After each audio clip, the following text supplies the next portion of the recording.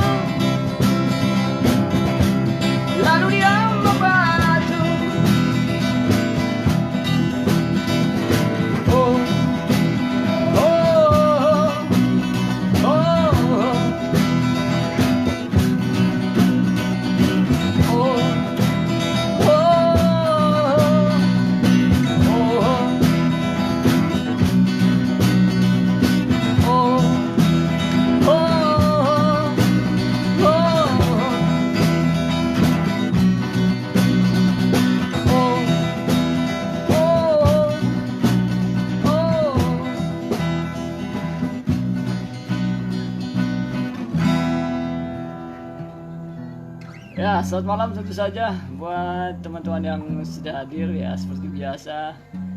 Diskusi teman sepaham hadir di 19.30 sampai jam 20.30 tentu saja untuk hari-hari seperti biasa ini kita lakukan ya.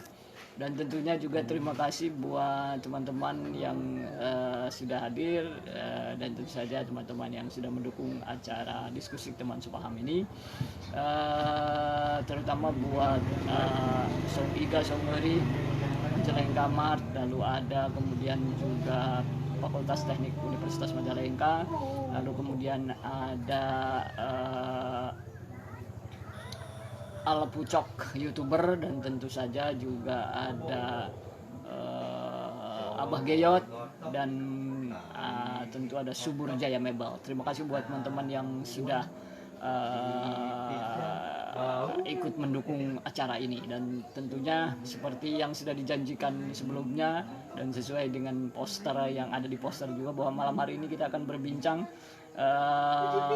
dengan seorang kawan, seorang teman yang dari jauh, yaitu Bung Kikis Kirwono atau Mas Kikis Kirwono ya, yang tentunya juga akan hadir nanti di live streaming bersama ya dengan kita semua. Dan perbincangan hari ini dengan Mas Kikis Kirwono yang jelas beliau adalah seorang pemerhati desa, terutama ekonomi, yang berkaitan dengan ekonomi. Kita sambil menunggu Mas Kikis ya, tentunya dengan perbincangan mengenai pusaran desa, kekuasaan dan cinta. Jadi ini cukup sederhana tema yang sekarang kita perbincangkan, atau perbincangan yang akan kita bangun pada malam hari ini, dan tentu saja bersama Mas Kikis Kirwono ya. Nanti kita akan bersama-sama, dan sekarang dalam persiapan ya Mas Kikis. Dan terutama saya ucapkan terima kasih dulu buat teman-teman yang sudah hadir ya. Ada Tony Al-Emed di Pilangsari, di Panongan ya. Saya kadang-kadang suka tertukar antara Pilangsari sama Panongan. Lalu kemudian juga ada Diding Hermawan ya, ada Bunda Cula. Lalu kemudian juga ada Iman Fiction, ada Kang Dani Eka Rahadian ya. Selamat malam Kang Dani. Tentu saja mudah-mudahan tetap sehat dan tentunya juga tetap bergembira. Lalu kemudian juga ada Hujan Keru hadir. Terima kasih. Juga ada Hilir Semilir hadir, Kang Warawarau, Kang Tarmidi juga sudah hadir. Ya, Hujan Keru desa adalah kekuatan ekonomi. Seperti juga mungkin nanti yang akan kita perbincangkan bersama Mas Kikis ya. Mas Kikis Kirwono nya masih dalam perjalanan kali ya. Sambil menunggu kehadiran Mas Kikis, tentu saja ini sudah ada pernyataan dari Hujan Keru bahwa desa adalah kekuatan ekonomi. Lalu kemudian maknanya seperti apa? Tentu juga harus diakui kalau kemudian apa yang digembar-gemborkan selama negara dari desa atau membangun desa dari pinggiran, itu juga salah satunya adalah bagaimana kemudian kita bisa membangun ekonomi desa ya. Tentunya juga sangat penting bahwa kemudian ketika desa-desa sudah mendapatkan haknya dari negara selama ini melalui Undang-Undang Desa Nomor 6 Tahun 2014 kaitan dengan anggaran dana desa, mungkin juga bisa kemudian ketika desa akan dijadikan sebagai kekuatan ekonomi, bukan mustahil bahwa kemudian ini benar-benar menjadi sebuah hal yang bisa dinyatakan atau diimplementasikan dalam kehidupan tentu saja, apalagi dalam kondisi seperti sekarang, bahwa kemudian desa menjadi kekuatan karena di desa lah letak bagaimana kemudian kita membangun sebuah peradaban tentu saja. Ya, sambil menunggu Mas Kikis ini, Mas Kikis Kirwono, silakan untuk segera memasuki lapangan upacara ini. Dan tentunya juga sekali lagi terima kasih bahwa kita sudah bisa bersama-sama bertemu, bersilaturahmi, dan tentu saja juga membangun komunikasi. Dan yang terpenting adalah kita saling memberikan atau mengedukasi lah, setidaknya bahwa kemudian ada sesuatu yang kita perbincangkan ini tentunya kemudian bisa bermanfaat buat kita semua. Sambil menunggu Mas Kikis, ada satu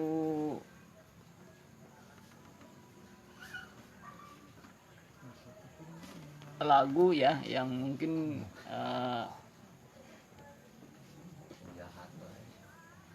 membuat suasana bisa lebih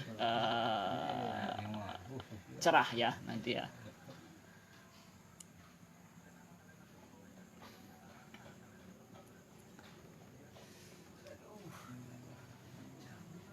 Iya.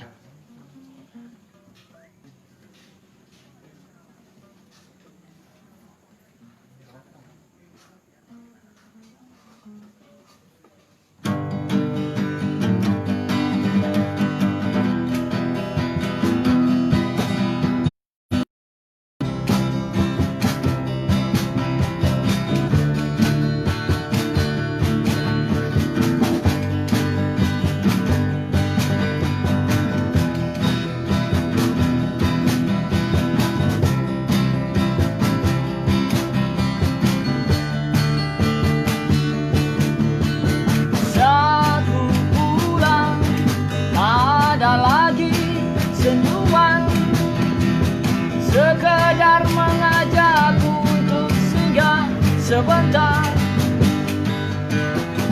gemuruh angin dan embun di dedaunan yang selalu setia setiap saat membangunkan.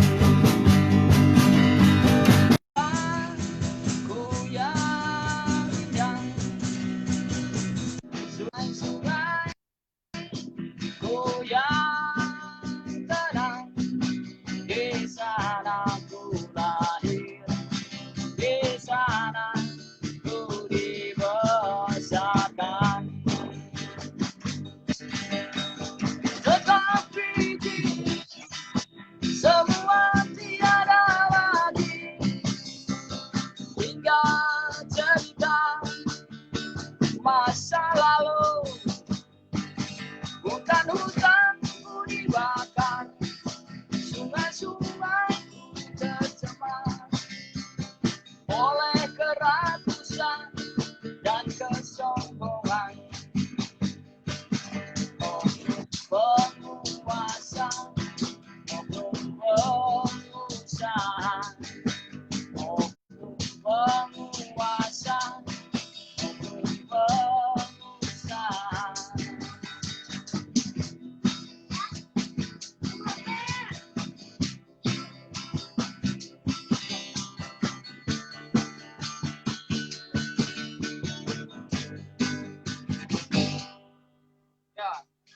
Selamat malam Mas Kiki, sudah ada rupanya, dan beberapa teman juga sudah masuk ke ruangan diskusi teman sepaham. Tadi juga sempat hadir Pak Kabid Dinas Sosial Rehabilitasi Sosial Kabupaten Majalengka. Tadi sempat hadir Mas Kikis. Sudah bisa berkomunikasi barangkali? Ya, sudah. Ya. Ya, terima kasih Mas Kiki. Sekali lagi teman-teman bahwa malam hari ini kita bersama-sama akan berbincang tentang desa di pusaran kekuasaan, lalu kemudian juga diantaranya ada cinta tentu saja. Dan kita akan bersama-sama dengan Mas Kikis Kirwono ya, salah satu pemerhati desa, termasuk juga bidang ekonomi tentu saja. Teman-teman tadi sudah ada beberapa yang hadir, dan Mas Kikis tentu kaitan dengan desa di bawah pusaran kekuasaan pasca Undang-Undang Desa Nomor 6 Tahun 2014 kemudian itu semakin memperjelas ya bahwa kemudian desa menjadi bagian terpenting dari kekuasaan. Lalu kemudian meski tentu saja di dalamnya tetap harus ada yang kemudian dibangun tentang dan tentu saja. Silakan Mas Kikis. Sebenarnya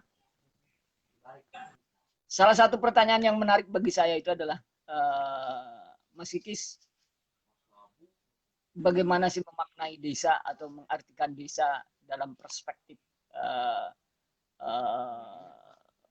Mas Kikis terutama? Iya, ya terima kasih Kang Iman dan teman-teman semuanya di Majalengka. Selamat malam, meskipun lewat live Facebook kita bisa silaturahmi. Lama banget nggak ke Majalengka ini, Kang. Ya.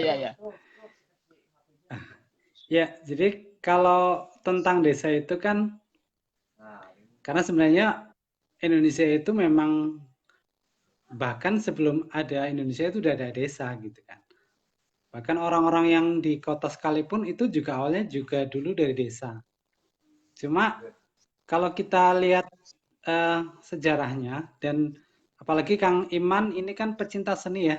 Kalau di Jawa itu kan disindir sama lagunya siapa itu? Gesang itu ya.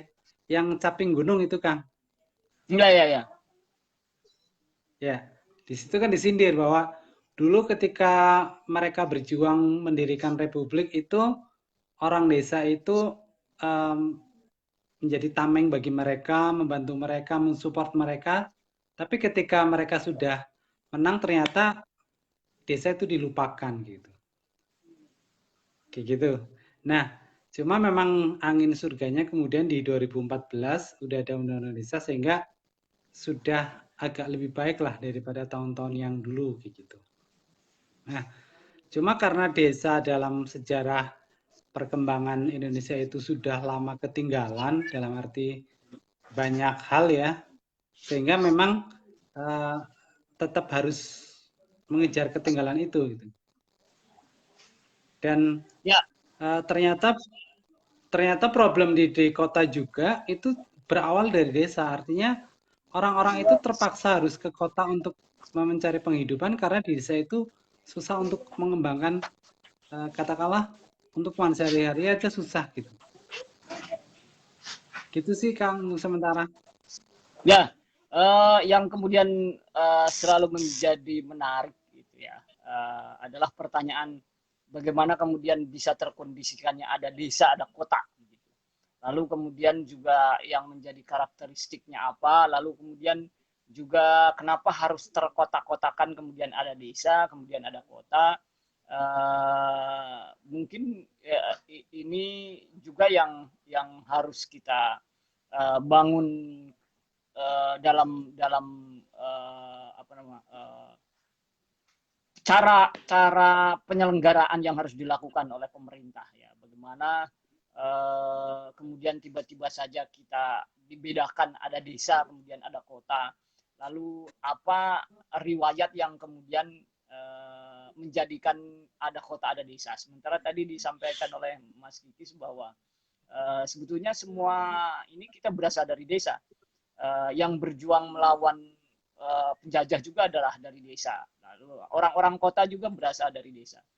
Nah, ini kondisi yang kemudian menjadikan adanya kota dan adanya desa juga mungkin harus kita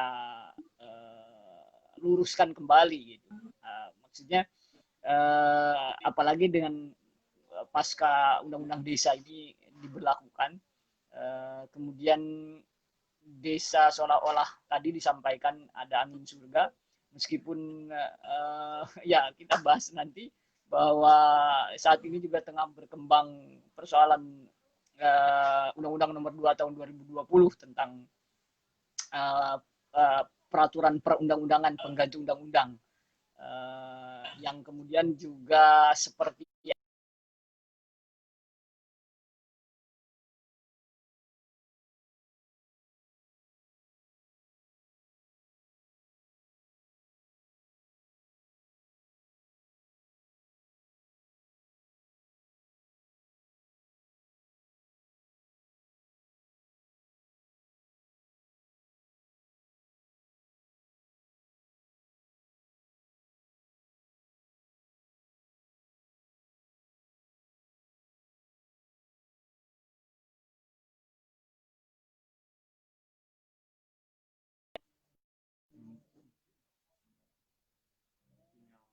ada sedikit gangguan Mas Kikis barangkali ya.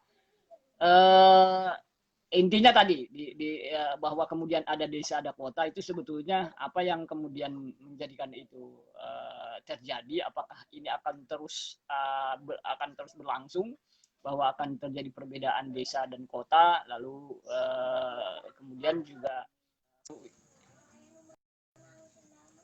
sejauh ini apa desa di bawah pusaran kekuasaan itu, bahwa kemudian banyaknya regulasi yang turun ke desa sehingga kemudian kadang juga sering menjadi kebingungan teman-teman di desa ini.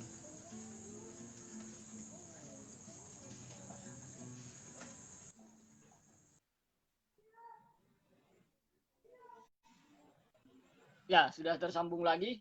Barangkali masih teringat tadi yang kita bicarakan, Mas Kikis. Ya. Kalau masalah desa kota itu konsep bukan Indonesia setahu saya sih, cuma memang kalau saya pernah baca itu dari bukunya siapa itu. Jadi memang desa kota itu sudah pemisahan dari luar lah, nggak tahu dari mana, yang kemudian diimpor oleh para penjajah kayak gitu. Cuma memang sih apa namanya itu ya, tetap yang namanya orang itu kan kepengen membeda-bedakan, kelihatan lebih dari yang lain gitu ya. Jadi akan terkotakan begitu.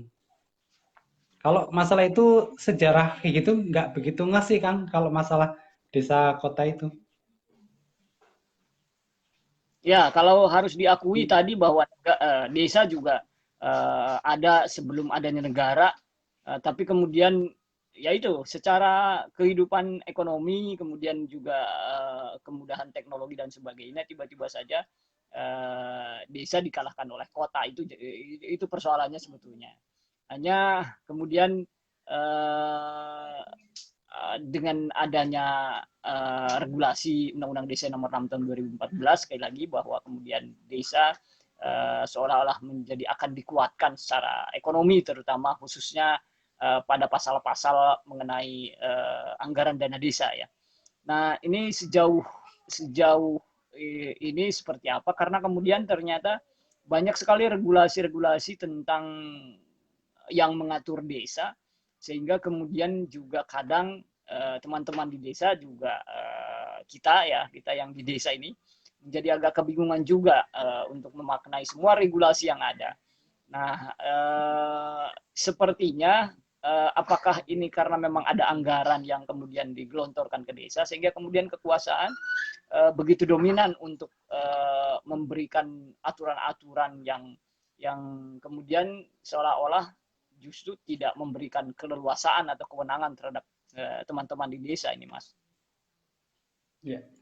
Eh, Setahu kan saya gini, jadi ketika saya masih mengikuti diskusi pra undang-undang desa itu, ternyata hasil studi dari anggota dewan ke Brasil waktu itu ke negara-negara Amerika Latin, ada dua hal yang menjadikan negara-negara di Amerika Latin itu bisa berubah dari miskin menjadi negara-negara yang lebih maju karena dua hal. Satu, adanya transfer dana dari pemerintah ke masyarakat secara langsung. Yang kedua, memberikan keleluasaan kepada masyarakat untuk memutuskan bagaimana uang itu dimanfaatkan. Cuma mungkin pemerintah itu khawatir karena secara hasil penelitian itu ketika ada dana transfer itu pasti akan muncul yang namanya elite capture.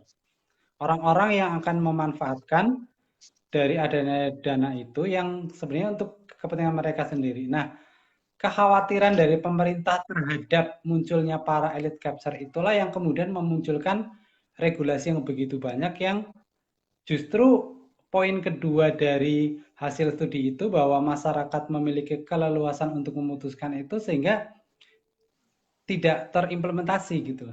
Dana memang ada digelontorkan dari pemerintah, cuma kekuasaan masyarakat untuk mengambil keputusan itu menjadi sulit. Nah, sulitnya tadi karena masyarakat karena pemerintah itu khawatir. Jadi pemerintah itu ada menurut saya ada dua sebab. Yang pertama terlalu posesif terhadap masyarakat atau bahkan juga terlalu curiga gitu loh. Jangan-jangan nanti uangnya malah buat bancakan dan lain-lain kayak gitu. Paling itu sih kalau menurut saya, Kang. Ya, ya ini mah ya, tadi agak serius-serius ini. yang yang agak santainya, menurut Mas Kikis, apakah memang seperti itu ya, bahwa kemudian pemerintah terlalu overprotective lah, artinya bahwa kemudian sepertinya mengkhawatirkan teman-teman di desa ini, yang tadi disampaikan lah, apa namanya, ada bancakan, lalu kemudian juga ada elit-elit yang memanfaatkan. Apakah memang benar seperti itu, Mas? Ya, satu dua kasus pasti ada, Kang. Dan hanya biasanya kan gini, sesuatu yang jelek itu kan lebih cepat tercium daripada yang baik gitu kan. Makanya kalau kita sebagai pegiat di desa yang ingin menunjukkan kebaikan, ya kita memang harus banyak-banyak mengunggah, memberikan informasi kepada masyarakat secara umum dan juga kepada pemerintah dengan berbagai saluran bahwa dana yang digelontorkan kepada desa itu benar-benar bermanfaat gitu loh. Manfaatnya banyak sekali, baik itu pembangunan fisik, pembangunan manusianya gitu. Jadi satu dua kasus terkait dengan adanya penyelewengan, kemudian elite capture itu memang harus kita lawan. Lawannya dengan kita menunjukkan bahwa eh, adanya dana dari pemerintah itu justru akan memperkuat, mempercepat dari pembangunan yang ada di desa dan itu benar-benar untuk masyarakat gitu. Kalau yang masalah elite capture dan apa namanya penyelewengan itu ya nggak hanya di desa sebenarnya sih ya. Saya rasa kalau di pemerintah yang lebih tinggi juga pasti ada gitu. Cuma kan kita nggak tahu. Gitu aja sih. Yang ngomong bukan saya ya.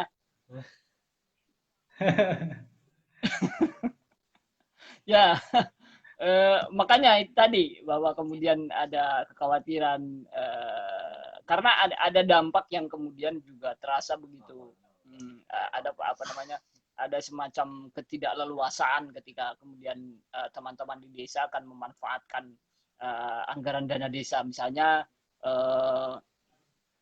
mereka akan mengoptimalkan dalam bidang pembangunan ekonomi misalnya. Nah, ini kan memang perlu anggaran yang cukup besar untuk membangun sebuah tatanan ekonomi. Nah, sering kadang menjadi sebuah dilema ketika kemudian teman-teman di desa ini memiliki gagasan dari potensi dan masalah yang ada untuk membangun sektor-sektor ekonomi, sementara di sisi lain ada regulasi yang kemudian seolah-olah memprioritaskan wilayah yang harus dibangun.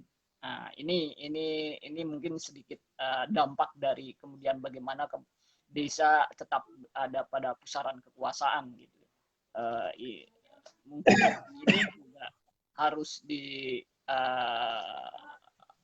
apakah seperti apa yang harus dilakukan oleh teman-teman di desa? Ya. Kalau terkait dengan misalkan pembangunan non ekonomi, kemudian misalkan kepala desa atau masyarakat lebih tertarik pada pembangunan fisik. Kalau pada tahun-tahun awal mungkin kita maklumi ya bahwa desa sudah terlalu jauh ketinggalan kaitan dengan pembangunan fisik, gitu kan. Cuma kalau sudah memasuki tahun-tahun sekarang mestinya itu bisa dikurangi kayak gitu. Cuma kan yang namanya kepala desa itu ketika mereka maju itu kan mereka punya janji politik, Kang, buat para masyarakatnya. Nah, janji politik berupa pembangunan fisik itu adalah yang paling mudah. Sehingga daripada untuk pembangunan ekonomi yang memang akan dampaknya kerasa jangka panjang, mending yang langsung kelihatan. Bangun jalan, jembatan, gedung macam-macam kan kelihatan. Itu satu. Yang kedua bahwa ketika misalkan kepala desa itu mengalokasikan untuk pembangunan ekonomi melalui kegiatan pelatihan atau katakan misalkan di BUMDes, itu kan memang dana modal BUMDes itu kan nggak boleh hilang. Nggak boleh hilang. Kemudian sedangkan pembangunan yang fisik itu kelihatan, nggak boleh hilang. Kemudian juga dia khawatir jangan-jangan pengurus BUMDes yang kemudian dipilih itu nanti lebih populer daripada kepala desa sendiri dan itu menjadi ancaman untuk periode selanjutnya. Ini kan sebuah gitu kan? Iya kan? Ya. Ini jadi dilema juga gitu. Diketak kasih modal untuk mau ekonomi lah, nanti jangan-jangan dia lebih populer, periode selanjutnya malah saya kalah sama dia. Ini jadi problem juga, Kang. Ya, oke. Gitu. Semakin menarik sebetulnya pembicaraan ya. Teman-teman juga sudah pada hadir, nanti mungkin juga ada atensi yang ingin disampaikan. Sementara ada satu pertanyaan lagi tentang bagaimana kemudian perbincangan hari ini ya. Karena selain desa di bawah pusaran kekuasaan, juga desa juga terlepas dari cinta. Nah, kaitan dengan cinta ini nanti saya akan tanyakan sama Mas Kikis sejauh mana Mas Kikis tetap mencintai desa nih. Namun sebelum dijawab tentu saja ada satu lagu tentang desa. Mudah-mudahan masih mengingatkan pada sebuah peristiwa di Majalengka dulu ya. Sudah beberapa tahun yang lalu. Perlu kita ingatkan lagi tentunya dengan lagu ini dan tentunya dengan peristiwanya.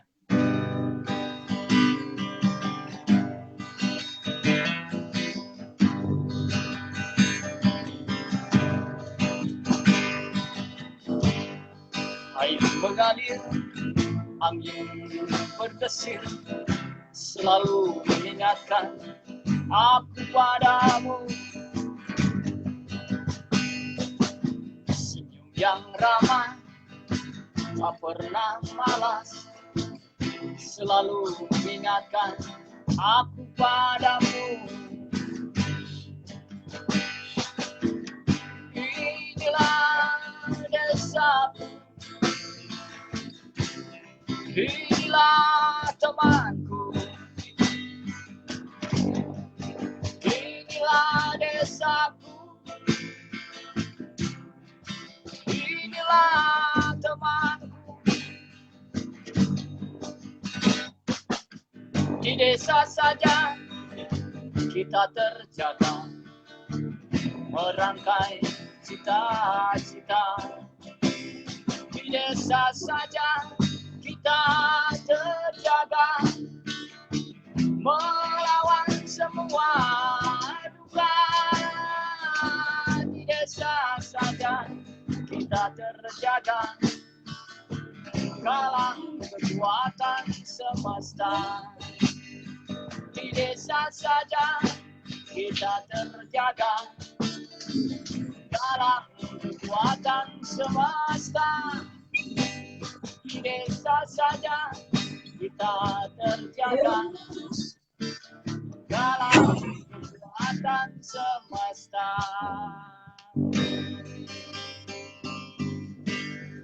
Ya, lagu ini pernah dinyanyikan di Destika waktu itu di Festival Destika Tanjung Sari, dan Mas Kikis hadir dan teman-teman Senusantara juga beberapa di antaranya adalah hadir. Saya sebetulnya ingin mengingatkan bagaimana kemudian cinta di desa ya. Mandi di kali misalnya, bertelanjang, lalu kemudian juga berpanas-panasan di alun-alun, sepak bola di alun-alun, main layangan di lapangan bola, lalu kemudian juga bermain-main dengan tanah dan sebagainya. Nah, seberapa cintakah Mas Kiki sebetulnya sama desa sehingga kemudian sampai sekarang juga tetap menjadi pemerhati desa, dan lalu bagaimana dengan konteks undang-undang desa sekarang, Mas? Iya, sebenarnya kalau kita ngomongin cinta itu, dalam hal kita kepingin memajukan desa itu bisa dengan dua cara. Kalau misalkan mereka yang cinta desa kemudian melihat adanya ketimpangan kebijakan, mungkin mereka akan masuk pada ranah kekuasaan yang mungkin mereka memang harus ke kota di pusat pemerintahan. Sehingga mereka bisa memberikan kebijakan untuk bisa mengarah ke desa. Itu cara pertama. Cara yang kedua, kita tetap di desa. Karena kebijakan apapun dari pemerintah ketika tidak terimplementasikan secara baik di desa, itu sama juga bohong. Nah, problem-problem yang ada di desa itu tidak semata-mata mudah diselesaikan hanya dengan satu program dari pemerintah. Karena masyarakat untuk mau bergerak, untuk mau berpikir maju, untuk mau positive thinking dan sebagainya, memenuhi mimpi itu hanya bisa dilakukan ketika kita berinteraksi langsung dengan orang-orang desa.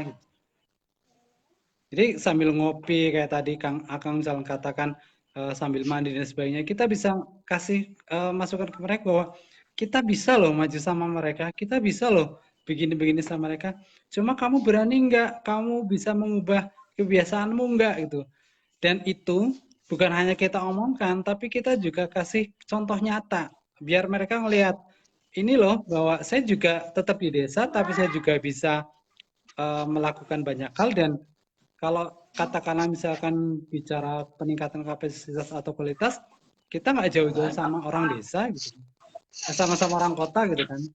Kalau orang kota katakanlah misalkan mereka punya titel yang banyak, kita bisa. Kalau yang kemarin bahkan saya juga terima kasih dari Kompas, nggak semua orang kota masuk Kompas loh. Saya justru di desa masuk Kompas. Kalau saya ke kota belum tentu ke Kompas gitu. Nah, menyemangati itu harus di desa, Kang. Nggak bisa dari kota kayak gitu. Jadi satu cara dengan ke kota, ke pusat pemerintahan untuk memberikan kebijakan ke desa. Yang kedua, kita tetap di desa untuk memastikan bahwa program itu berjalan dengan baik dan kita mensupport mereka, termasuk juga mengawal agar meminimalkan munculnya elite chapter yang saya katakan tadi. Kurang lebih gitu, Pak. Ya, sejauh ini saya melihat tulisan-tulisan Mas Kikis juga di beberapa media sosial yang kemarin-kemarin juga disampaikan. Ini memang cinta terhadap desa itu memang sepertinya, sejauh mana sih cintanya Mas sama desa, apa yang menyebabkannya itu, apakah ada latar belakang yang kemudian tadi Mas Kiki sampaikan gitu, bahwa ada keberpihakan tersendiri gitu, bagaimana atau karena Mas Kiki menikahi bunga desa itu, bunga desa.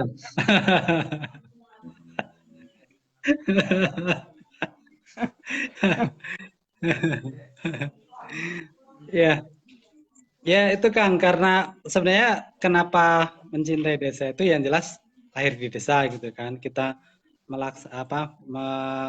merasakan romantisme masa lalu di desa dan sebagainya. Hanya ternyata ya tadi masalah ketimpangan itu.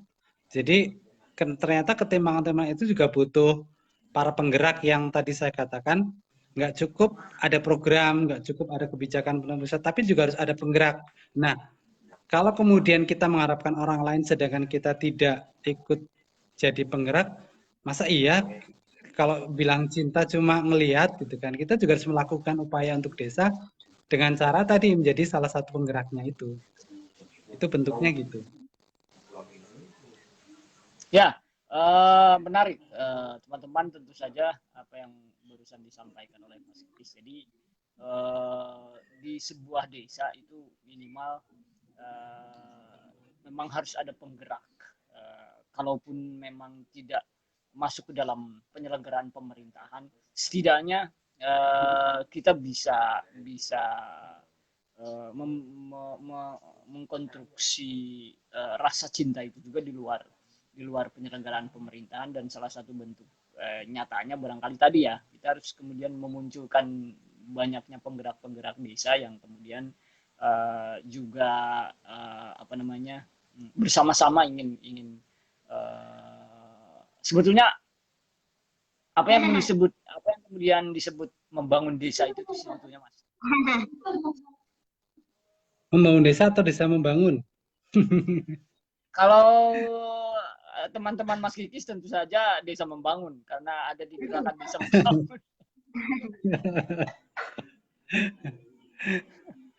Ya, soalnya kalau yang kita pahami itu ya, kalau membangun desa itu sifatnya top down, Kang. Jadi itu dilakukan oleh pihak luar, pemerintah.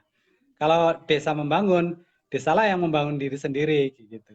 Itu hanya beda istilah aja sih.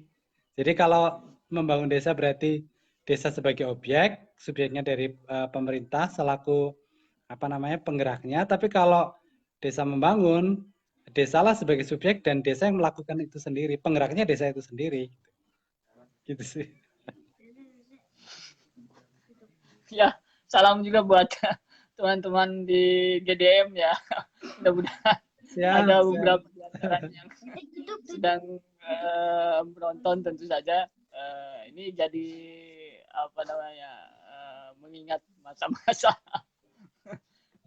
gerakan desa membangun. Nah, mudah-mudahan masih tetap apa namanya pada prinsip awal membangun desa membangun.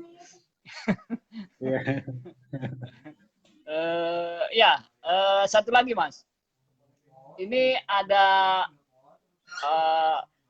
yang tadi sudah kita sempat sedikit bahas sebetulnya tentang regulasi atau tentang Undang-Undang Nomor 6 tahun 2014 tentang desa ini. Ada Peraturan Perundang-undangan Nomor 2 tahun 2020. Nah, ini tentang pengganti undang-undang. Ini bagaimana menurut Mas Kikis sebetulnya? Oh iya. Ya. Nggak tahu ya, jadi yang membisik itu siapa saya juga nggak tahu. Tapi yang jelas herannya kan gini, Kang. Dana desa itu setahu saya kan masih berkisar antara 70 triliun ya totalnya. Sedangkan APBN kita itu sekitar 2000 triliun. Artinya baru berapa itu? Berapa persen? Nah, kalau kemudian menurut informasi oleh Mas Budiman, kemudian Bang Yando dulu yang menyusun Indonesia itu, sebenarnya dana desa itu diambilkan dari alokasi dana sosial atau dana pembangunan mengarah ke desa yang dilakukan oleh kementerian yang totalnya itu sekitar 30% dari APBN. Nah, harapannya itu dikumpulkan saja dari satu, kemudian ditransfer dalam bentuk Indonesia. Artinya kalau misalkan kita bilang 10% aja dari APBN, mestinya kan harusnya sekitar 200 juta nih. Nah, ini kita baru 70 triliun. Kok mau diminta lagi tuh? Itu kan aneh gitu kan. Padahal kalau lihat persentase jumlah penduduk di Indonesia itu kan hampir berimbang ya antara orang-orang di kota dan desa. Kenapa alokasi desa sudah kecil, kok mau diminta lagi gitu dengan undang-undang itu, meskipun memang tentu nggak semudah itu gitu kan, gitu loh. Jadi heran, udah dikasih sedikit kok masih diminta lagi gitu loh, kan lucu. Ya, ini sebetulnya menjadi perbincangan hangat juga akhir-akhir ini di Majalengka gitu di teman-teman yang sedang ada bocoran informasi tentang Perpu ini ya. Yang jelas ya sedikit terinformasikan barusan disampaikan oleh Mas Kikis. Dan ya aneh saja gitu. Lalu kemudian juga siapa urusan bisik membisik ini juga menjadi persoalan. Tapi yang jelas bahwa ini tentu saja menjadi sebuah hal yang mungkin harus diwaspadai dalam arti bahwa karena kebijakan politik yang kemudian ada ini juga akhirnya harus memberikan kesadaran kepada teman-teman di desa bahwa mungkin sudah saatnya untuk kemudian mengoptimalkan potensi yang ada yang sudah selama 5 tahun berarti ya 5 tahun pelaksanaan undang-undang desa mungkin ini desa-desa harus memberikan satu kewaspadaan juga bahwa kalau kemudian pada akhirnya anggaran yang sudah sedikit nah, ini mungkin potensi yang memang ada yang dimiliki ini yang harus dioptimalkan. Tentunya ada cara, ada strategi atau mungkin Mas Kikis kan dikenal sebagai perajut desa dalam ekonomi desa melalui badan usaha antar desa. Nah, ini ada tip yang harus dibagikan nih kepada teman-teman. Mumpung ini live streaming di Facebook ini. Iya. Iya, jadi apa namanya? Sebenarnya kalau orang-orang desa ngerti gitu bahwa ketika kita misalkan punya pendapatan asli desa yang lebih besar daripada dana desa, kita nggak akan terlalu pusing. Kenapa? Karena keputusan untuk penggunaan pendapatan asli desa itu cukup di musyawarah desa. Artinya aturan dari pusat itu nggak akan ngaruh, beda dengan sekarang. Untuk mencairkan dana desa tadi akan sampaikan aturannya banyak banget yang kita bingung. Tapi kalau itu PADES kita cukup musyawarah desa, boleh untuk apapun gitu. Nah, tetapi problemnya adalah desa-desa terutama di Jawa itu masih mengandalkan dana desa. Berbeda dengan desa-desa di luar Jawa. Pernah saya ke Ambon, Kang. 2015, dana desa itu serapannya 0%. Di sana, para raja, sebutan untuk kepala desa itu, nggak mau ngambil dana desa. Kenapa? Mereka punya PADES 3 miliar. Sedangkan dana desa itu cuma 800 juta. Tapi aturannya begitu ribet. Sehingga mereka nggak ngambil. Bahkan ketika saya ke sana tahun 2017, itu serapan baru sekitar 60%. Dan itu pun berproses dari 2016, 2017, saya kenal 2018 sih. Itu pendampingan langsung dari provinsi. Karena orang kabupaten nggak didengerin sama para raja di sana. Karena tadi itu, bahwa uang cuma 800, aturan ribet, kemudian mereka sendiri punya PADES gede. Sehingga nilai tawar desa itu lebih tinggi. Akhirnya kemudian dimediasi oleh orang provinsi sehingga aturan untuk penggunaan penyerapan dan penggunaan dana desa itu lebih simpel di sana, begitu. Nah, dengan adanya dana desa dan adanya lembaga ekonomi berupa BUMDes, mestinya kita optimalkan. Artinya dana itu yang dari pemerintah itu cukuplah sudah, jangan terlalu banyak fisik, tapi kita mupuk modal melalui BUMDes. Sehingga kalau nanti benar-benar Undang-Undang Nomor 2 2020 diketuk palu, kita sudah punya alat ekonomi namanya BUMDes yang punya aset dan modal gede dari penyisian APBDes dari APBD. pemerintah itu. Ya, jadi kita lihat aja nih teman-teman contoh yang UPK PNPM tuh, kan asetnya udah gede-gede dan mereka udah mandiri. Kalau tempat saya masih kecil, baru 5 miliar.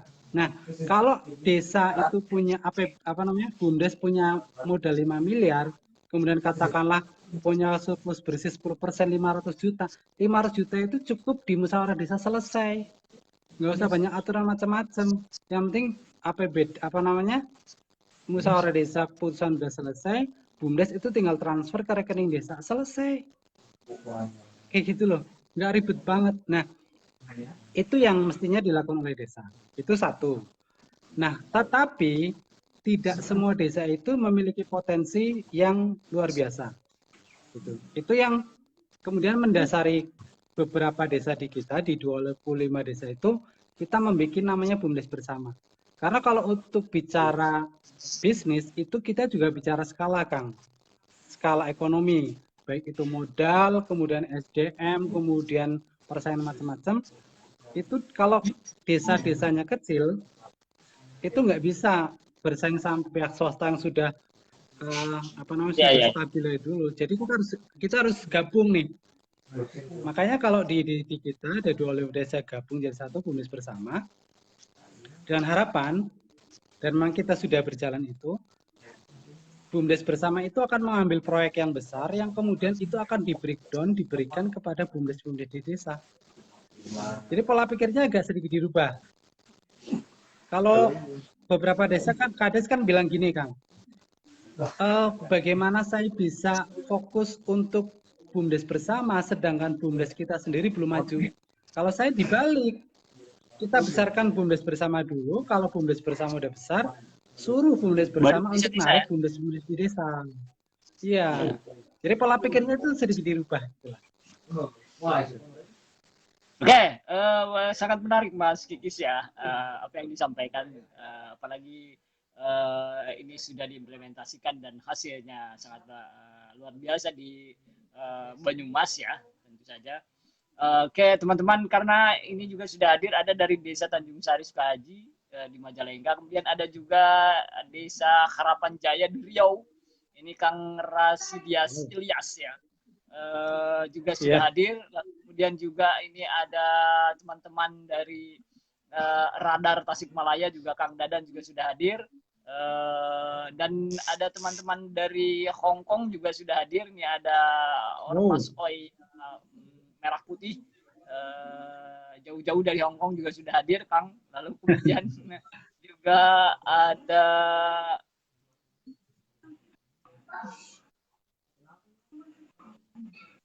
ya Fikri Al-Bashar, ada Digital Media dan sebagainya.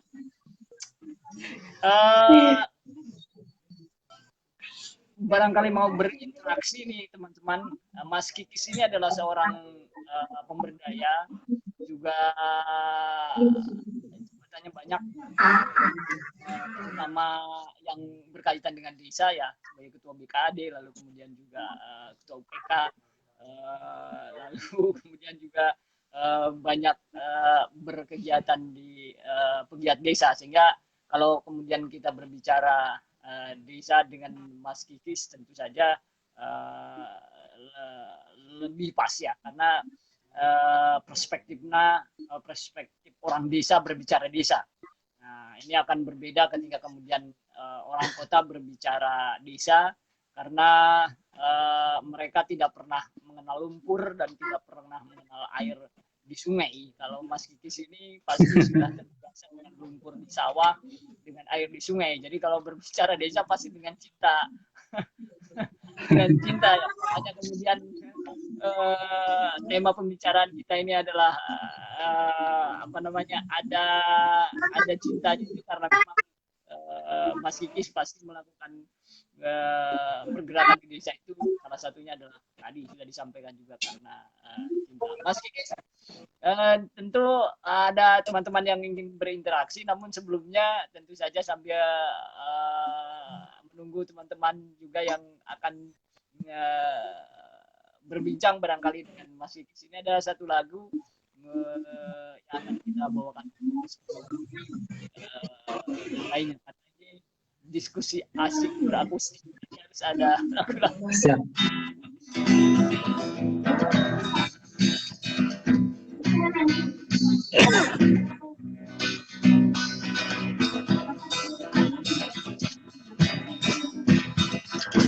Banyak Iya. orang mengaku aku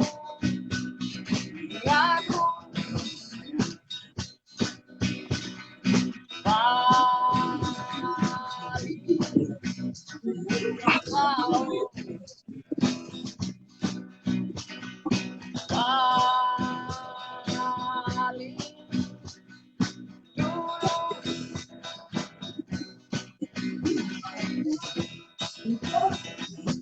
siapa kamu mengajak aku, lalu di mana selama ini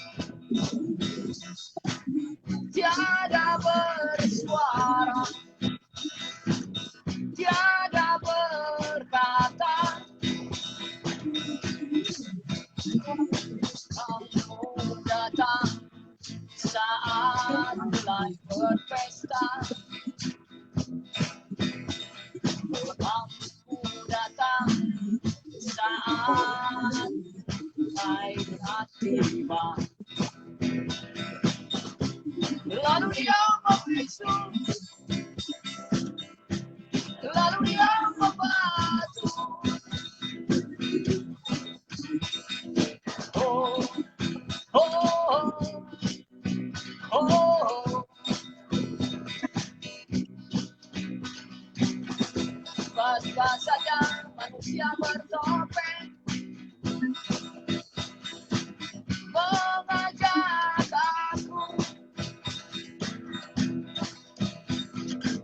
lalu tiba-tiba saja datang manusia bertopeng merasa paling dulu,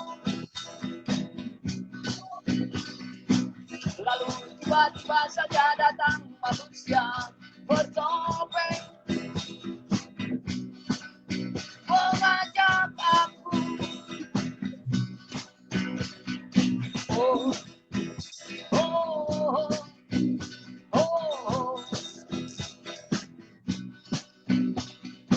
oh, oh,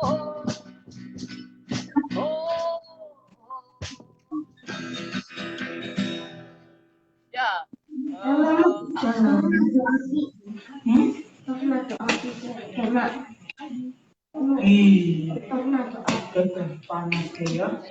pertanyaan dari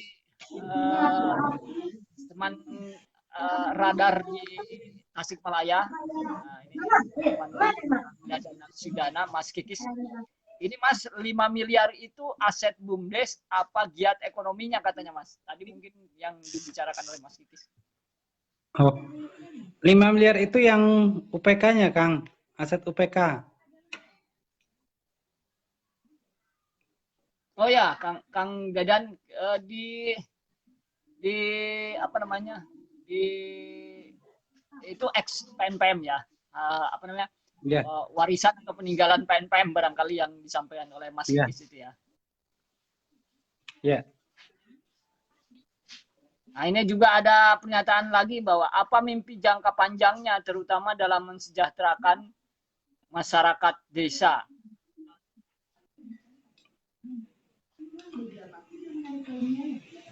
Ya, ini mungkin dengan aset 5 miliar tadi ya. Dengan aset 5 miliar tadi di BUMDes yang berasal dari UPK. Nah, ini juga sangat menarik kemudian ketika apa namanya? Aset dana yang ada di PNPM di UPK kemudian bisa menjadi sebuah aset badan usaha antar desa, bisa diceritakan gimana ini mekanisme yang ada seperti di Banyumas ini. Iya. Kalau yang UPK sih kita tetap ya. Cuma kalau yang kita yang BUMDes bersama itu, yang 25 desa itu, eh, modal awal itu sekitar 4,5 miliar. Tapi kita memang masih disimpan pinjam baru di 2020. Kita usaha lain itu asetnya sekitar 26 miliar. Tapi kalau bicara bisnis, Kang, uang segitu itu kecil. Kalau bicara bisnis, uang miliaran masih kecil. Kalau kita mau bicara tentang bagaimana mesejahterakan masyarakat, kayak gitu. Jadi bagi kita mungkin uang ratusan juta, sekian miliar itu gede, ya karena kita perspektifnya konsumtif. Tapi kalau kita perspektifnya produktif untuk bisnis yang kemudian mensejahterakan masyarakat desa, itu kecil, itu masih kecil. Nah, untuk mensejahterakan masyarakat desa, apalagi kalau kita bicara bisnis sosial, harusnya gede, bicaranya sampai triliunan. Nah, itu hanya bisa terjadi ketika kita mempercepatnya dengan BUMDes bersama. Coba bayangkan aja, kalau misalkan di Banyumas ada 301 desa, masing-masing desa 100 juta. Itu modal awal, kayak gitu. Belum misalkan nanti perkembangan dan sebagainya. Nah, sebenarnya kalau saya bermimpi itu, setiap kabupaten di Indonesia itu punya BUMDes bersama, tapi cukup satu aja biar nggak bersaing, dan tumbuh menjadi unicorn di kabupaten masing-masing.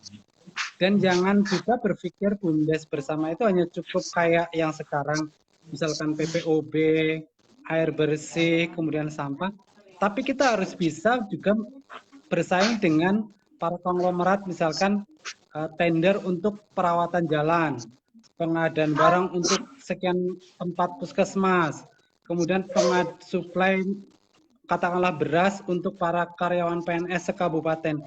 Kita bermimpinya yang segede gitu loh. Jadi hasilnya kerasa, kemudian karyawannya juga sejahtera, dan otomatis itu akan berdampak kepada masyarakat. Tapi kalau masih kecil-kecil, ya oke, itu tidak kemudian saya remehkan, tapi kita harus bermimpi besar bahwa kita harus jadi unicorn meskipun di skala kabupaten masing-masing, gitu kan. Di Banyumas sendiri sudah ada BUMADes, lalu kemudian sudah ada berapa desa yang bergabung sebetulnya, Mas? Nanti mungkin ini bisa jadi ilustrasi buat teman-teman di kabupaten yang lain ini, Mas. Kalau kita itu sejak 2016 itu memang baru 25 desa, dan kita kemarin itu fokus pada transformasi. Jadi kita lebih banyak itu urusan birokrasi yang memang ya mau tidak mau dilalui, meskipun sebenarnya kalau bisa dihindari ya dihindari lah.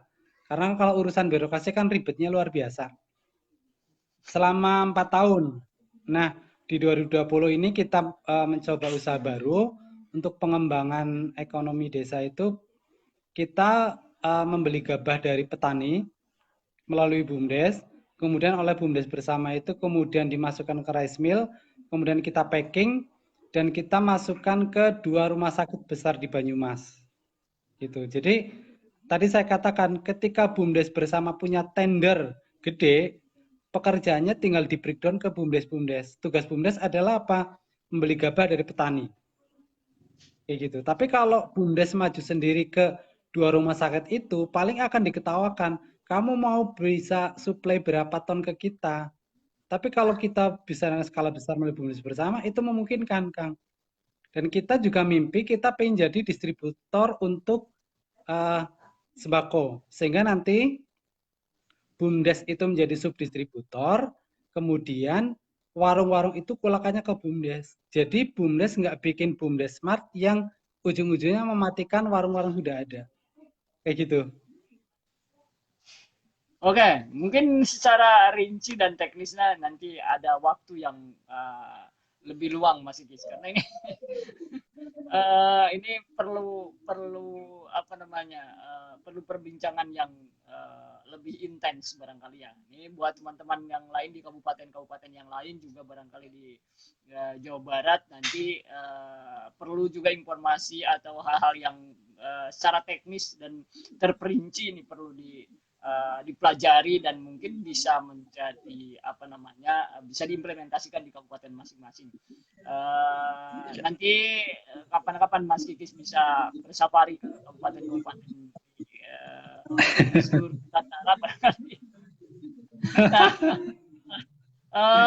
karena sayang sekali Mas Kikis, sebetulnya kita masih sono ya, masih rindu dan tentu saja masih banyak hal yang mungkin harus digali bersama Mas Kikis di ruang diskustik teman sepaham malam hari ini. Tapi tadi bahwa kita juga sebagai manusia, sebagai ruang tentu dibatasi oleh waktu dan sebagainya. Karena tadi saya sudah komitmen dengan Mas Kikis bahwa waktu kita hanya 1 jam sudah dan sekarang sudah sedikit melebihi beberapa menit. Dan tentunya terima kasih silaturahim ini sangat bermanfaat bagi kami dan bagi kita semua. Mas Kikis mudah-mudahan sehat bersama keluarga, juga tentu saja bergembira, dan tentunya kapan-kapan bisa bertemu lagi. Dan sekali lagi diskusi teman sepaham mengucapkan terima kasih pada Mas Kikis, dan tentunya mudah-mudahan tetap sekali lagi tetap sehat dan tetap bergembira. Sekali lagi terima kasih Mas. Amin. Ya, sama-sama. Terima kasih Kang. Ya, barangkali mau menyalam teman-teman. Ya, selamat malam teman-teman. Terima kasih kita sudah bersilaturahmi meskipun lewat online dan belum bisa interaksi secara intens. Insya Allah nanti kapan-kapan semoga kita diberi kesehatan, waktu yang agar bisa ketemu, dan tetap semangat untuk desa. Kalau memang bisa jangan tinggalkan desa, jadi penggerak di desa dan memberikan contoh bagaimana orang desa pun bisa maju dan tidak kalah dengan orang-orang kota. Gitu aja sih. Tetap di desa saja Mas Kikis ya. Terima kasih sekali lagi. Assalamualaikum warahmatullahi wabarakatuh. Teman-teman, Waalaikumsalam. Ya, perbincangan saya tutup ya Mas ya. Ya, lagi terima kasih teman-teman. Kita sudah berbicara dengan Mas Kikis, salah seorang penggerak ekonomi desa atau seorang perajut ekonomi desa yang selama ini terus-terusan melakukan improvisasi, terus-terusan melakukan gagasan-gagasan baru di desa. Dan tentu saja mudah-mudahan perbincangan malam hari ini bisa bermanfaat ya. Agak lebih waktunya sedikit tapi tidak apa-apa, yang penting justru menambah informasi, dan tentu saja ruang diskusi teman sepaham ini bisa lebih bermanfaat tentu saja. Dan terima kasih juga buat teman-teman yang sudah bergabung mendukung acara ini. Ada Saung Iga, Saung Eri, lalu kemudian Majalengka Mart, ada Fakultas Teknik Universitas Majalengka, lalu kemudian juga ada Bageyot, lalu ada Alpucok YouTuber, lalu kemudian juga ada Sumber Jaya Mebel ya. Terima kasih juga sudah hadir dan bersama-sama. Yang jelas bahwa kita tetap bertaut, tetap bersama-sama dalam lingkaran teman sepaham. Saya Iman Sabumi, salam teman sepaham.